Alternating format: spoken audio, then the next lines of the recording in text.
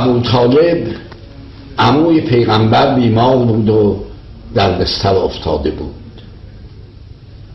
جمعیت مشرکان قریش گفتن از فرصت استفاده کنیم، به عیادت ابو طالب برویم و از او خواهش کنیم فرزند برادرش محمد را دعوت کند با ما به نحوی مصالحه کنند. آمدند و خدمت ابو طالب رسیدند، گفتند خواهش میکنیم بفرست سراغ فرزند برادرت بیاد اینجا و با ما صلح و صفایی برقرار کند، نه ما او را آزار بدیم نه او نسبت به ما متعرض بشه. ابو طالب خواهش اونها را پذیرفت و فرستاد دنبال پیغمبر اکرم صلی الله علیه و آله و سلم. رسول خدا آمدند.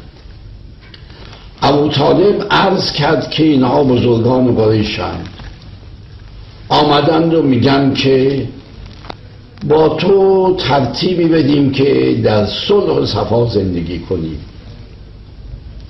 چی از اونها میخواهی؟ پیغمبر اکرم جمله کوتاهی فرمود یا عمو جان ابو طالب، کلمتون واحدتون یؤتونیها یملکون بها العرب و یدین لهم بها العجم.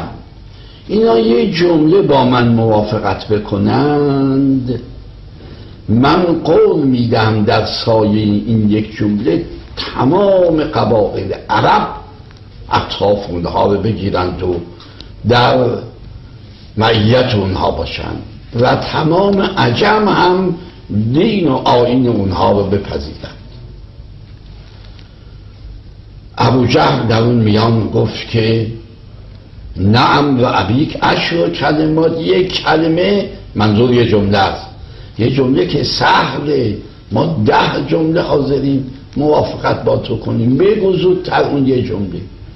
فرمود تقولون لا اله الا الله و تخلعون الانداد من دونه، بگید خداوند یگانه است و غیر خدا را کنار بگذارید. جمعیت نگاه به هم کردن، تمام دعوای ما در همین، ما میخوام بت‌ها رو نگه بدارید، میگه تمام بت‌ها رو دور بریزید و بیایید در سایه کلمه توحید لا اله الا الله. نگاه به هم کردند و بلند شدند و رفتند. من میخوام عرض کنم عزیزان، بینندگان عزیز، الان هم پیغمبر همون ندا رو داره میده، میگه مسلمان ها تقولون لا اله الا الله و تخلعون الانداد من دونه، اختلافات کنار بذارید، همه زیر پرچم توحید متحد بشید، قبله شما یکیست، پیغمبرتون یکی، قرآنتون یکی و برنامه هاتون غالبا یکیست، بیایید دست به دست هم بدهید و متحد و متفق بشید.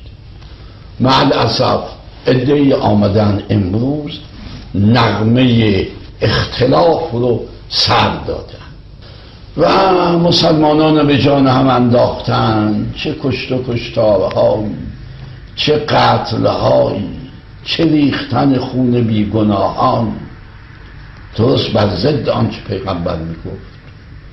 ما همه موحدیم، همه ما میگیم لا مؤثر فی الوجود الا الله، ما شیعه ها عقیدمون اینه، مؤثر در عالم هستی خداست، اما در این حال قرآن میگه پیغمبر اکرم شفاعت در درگاه خدا میکنه، شفیعان دیگری هستند که در درگاه خدا شفاعت میکنن، به وسیله اونها از خدا بخواهید، به اذن الله همه چیز عملی میشود.